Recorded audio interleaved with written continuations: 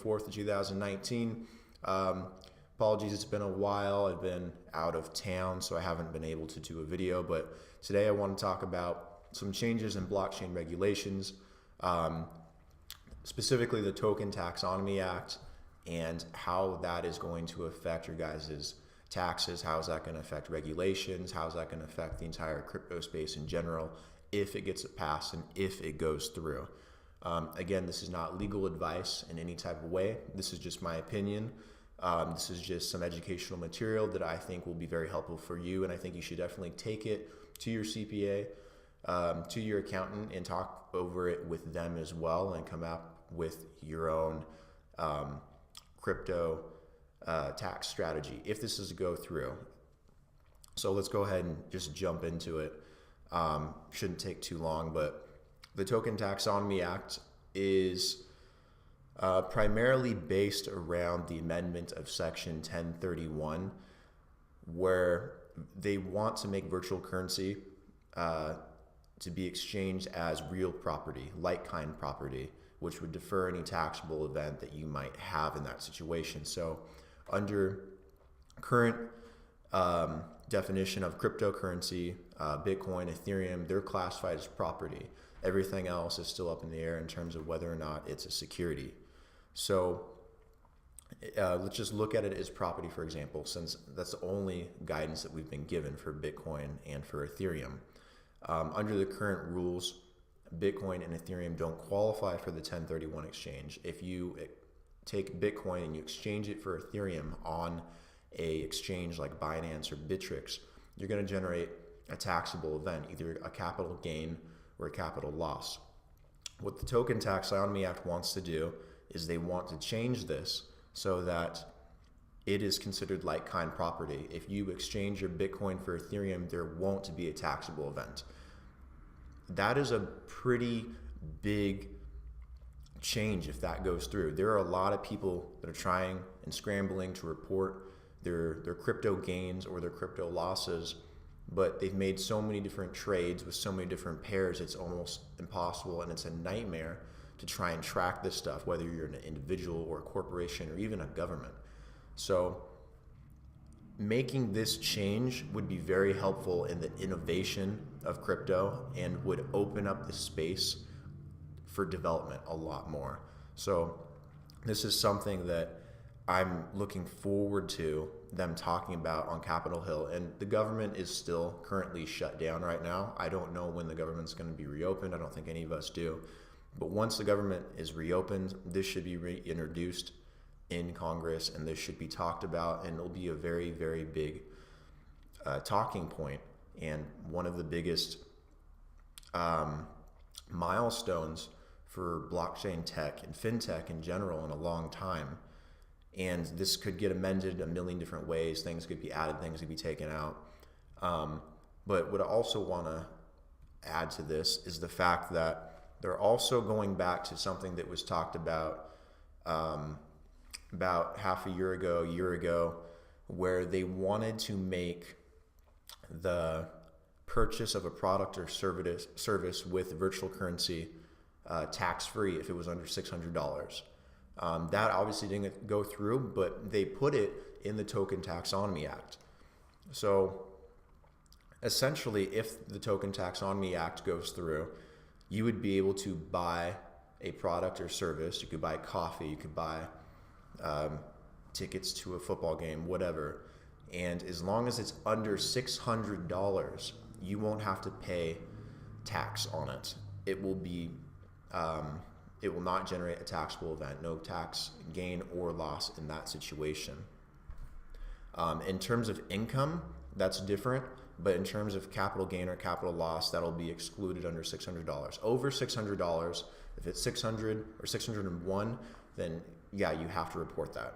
But this change would also help mainstream adoption. There's a lot of people that don't want to have to worry about recording marginal amounts in their transactions, in their virtual currency transactions.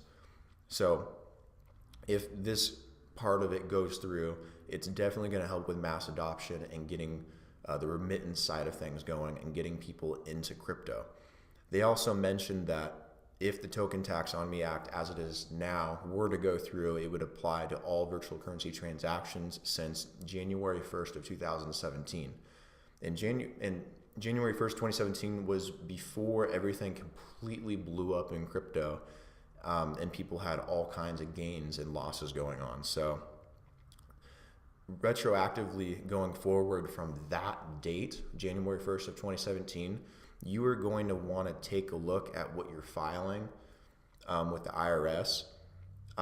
You might even want to take a look at it for 2018 since this tax season is coming up, and then for 2019, because this changes what your tax basis is going to be. It changes what you're going to have to pay in tax to the IRS. So this is something to watch very, very closely, because if it goes through and if it takes effect, it's going to be from January 1st through 2017 forward. So this is something you definitely need to talk about. On the topic of regulations, other than the Token Taxonomy Act, I think it's notable to mention the IMF in this role. So Christine Lagarde, she gave a speech in 2018 at the Fintech Festival in Singapore. Basically, she made the point that cash is beginning to become irrelevant and that we need to evolve and not be scared of the changes in financial technology. And that it's gaining traction with the younger generation. And you're starting to see this with Venmo and Apple Pay and the Cash App and with Zelle, if I'm pronouncing that right, like with all the banks, with like Bank of America and whatnot. Virtual currency is vying for a spot in that ecosystem, and it's going to take over that spot at some point. Technology doesn't stop growing, doesn't stop evolving. So I'm going to read you what she said in an excerpt from part of that speech. So what role will remain for cash in this digital world? Already signs in store windows read, "Cash not accepted." Not in Scandinavia, the poster child of a cashless world. In various other countries too, demand for cash is decreasing, as shown in recent IMF work, and in 10, 20, 30 years, who will still be exchanging pieces of paper? That's a big statement coming from Christine Lagarde, basically acknowledging that fiat currency is starting to disappear. Bank deposits, too, are feeling pressure from new forms of money. Think of the new specialized payment providers that offer e-money. We talked about some of those, but that also includes Alipay, WeChat, Paytm, M-Pesa. These forms of money are designed with the digital economy in mind. They respond to what people demand and what the economy requires.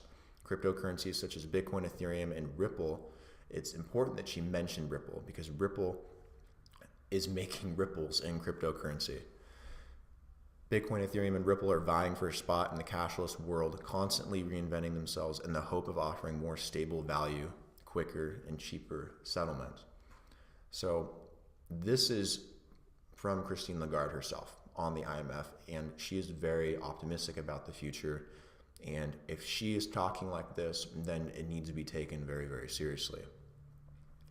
She supports the idea of blockchain in general as a technology, and how it can be semi-anonymous with banks and governments to give individuals their privacy, but at the same time allow for the checks and balances necessary for a government to provide anti-money laundering and KYC checks and anti-terrorism. This is also a precursor for, that's a question. Is this a precursor for blockchain's future? I think so. I think it's a big deal that she would say something like this. Will legislation be the key to blockchain's adoption? Definitely. Legislation has to pull back on what's clamping down on blockchain right now. There needs to be freedom to develop and to innovate in this space. And what country will be the first to achieve that adoption? Whatever country achieves that adoption is going to lead in that industry because it's so early and no one knows what direction it's going to go yet. So if the US passes laws like the Token Taxonomy Act, it will be a very big deal in their ability to compete with India, China, the rest of Asia, Europe, Africa. Africa is really pursuing it as well. Going back to what she said, she wrote that, or she said in her speech, that technology will change and so must we, lest we remain the last leaf on a dead branch, the others having decided to fly with the wind. So she wants to make sure that different countries, including the US, don't get left behind in this technological revolution. In the world of fintech, we need to harness change so it is fair, safe, efficient, and dynamic.